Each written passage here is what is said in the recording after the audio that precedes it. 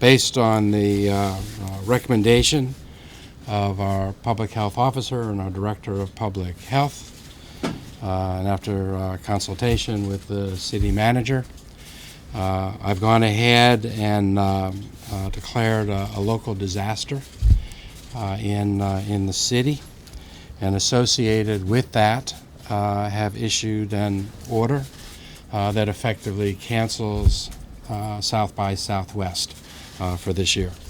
As the Chief Executive of Travis County, I am signing a companion declaration of disaster, which will apply county-wide to festival gatherings that are attracting individuals from areas that have documented cases of person-to-person transmission of COVID-19, and also those participants would be expected to be in close and sustained proximity with one another.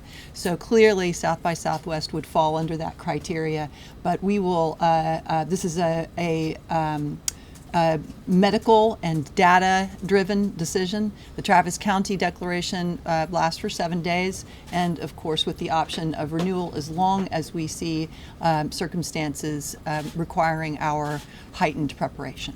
What we know is there's a lack of conclusive scientific evidence that canceling mass gatherings will change the overall impact and spread of disease over time. However, there is evidence that it may accelerate the spread, and it may make that happen sooner. We looked at the options for mitigation. We looked at, are there opportunities to decrease the threat to an acceptable level that would allow us to continue? However, after careful deliberation, there was no acceptable path forward that would mitigate the risk enough to protect our community. That risk assessment was based upon several risk factors associated with South by Southwest in particular. Some of those are the size and magnitude of the event. Some of those were the nature of the venue and what's happening at those venues. When we have events where it's close person-to-person contact, like concerts and those sorts of festival type of settings, we expect people are going to be together for an extended period of time, which increases that threat. Also of concern was the fact that there were multiple registered guests from international locations and domestic locations with evidence of person-to-person spread. That, combined with the fact that this is a high-impact disease and that we lack a vaccine or treatment at this stage, makes the threat higher as well.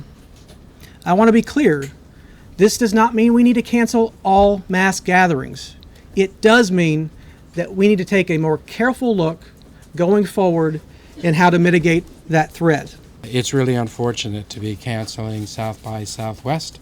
It's a really important event to our city. It's in a lot of ways tied to who we are in this city, and I really look forward to the next iteration of South by when it comes back again